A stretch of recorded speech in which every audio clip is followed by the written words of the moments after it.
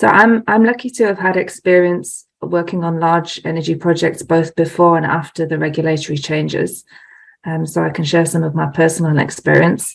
But I also did a little bit of homework in preparation for this session, and I thought it would be useful to share some numbers here. So just bear with me. Don't worry, I've only got one slide. It's not going to be a lengthy PowerPoint session. So I did some homework and I looked into some of the numbers just to provide some of the background and frame this discussion around the regulatory change. So back in October last year, the president announced the change to lift the licensing cap all the way up to 100 megawatts from, it was previously at 1 megawatt. And this was a really important change. I actually remember that evening telling my husband that this is a turning point in the energy industry in South Africa.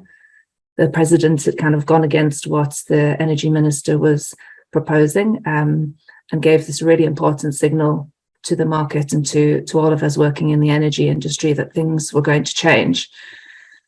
So when we kind of look back, I wanted to check against the data and see whether things have significantly changed and kind of comment on whether the red tape really has been significantly shifted. So actually what we can see from the numbers that there's actually been a lot of projects registered since the change in regulations. When you look at the numbers, it's definitely in excess of 234 projects have been issued their certificates. A large amount of projects were issued certificates in the early part of this year. But then when I dug a bit more into the numbers, there's actually some underlying themes here that are important to present. So actually many of these projects are really, really small. And actually a whole bunch of them are less than 1 megawatt. So they would have been issued issued registrations under the previous regulations. So some of this is definitely a hangover from the previous regulatory regime.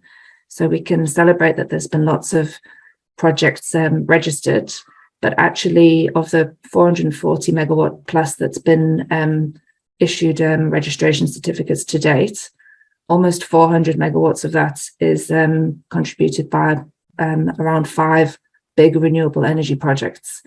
And so the change in the commercial environment is happening.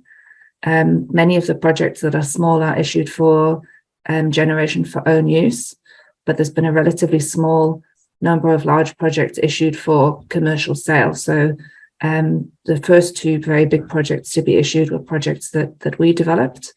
They're 100 megawatts each, solar projects, and they have been issued, and we'll sell those to a private buyer under a power purchase agreement.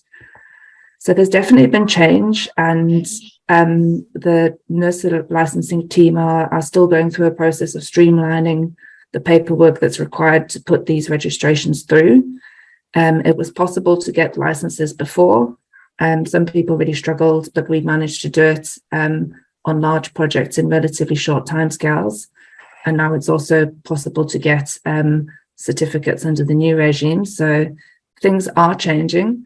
But what I think is really important to note is that there's a massive backlog of projects and a big pipeline of projects, including many big ones, which they kind of got stuck in a bottleneck, and that's now releasing. So I think that the growth in the energy sector is about to significantly boom and bust open now. So we're seeing a trickle, but the tide has turned and things are changing very quickly now. And to put that into perspective, Operation Vulindlela under the presidency has a electricity generation task force, which is monitoring over 5 gigawatts of projects for private buyers in South Africa. That excludes the projects under the government renewable energy program. The Minerals Council of SA is monitoring over 4.2 gigawatts of projects in various stages of development. So I think that just gives an indication of the change that is coming at pace. So there's definitely still red tape. The change in the NERSA registration and licensing procedures definitely helps. But most importantly to me, it's a signal from government that there's a real intent to work with industry and try and remove red tape further. We definitely don't have everything perfect just yet. But for the first time in many years, I see a lot of positivity from people throughout the industry that things are definitely starting to change and move in the right direction. And I'm pleased to say that we'll be starting construction on 200 megawatts of recently registered projects in the coming months, which is a great signal, and going to bring lots of jobs and opportunities for people in remoter parts of the country. So it's a positive response from me.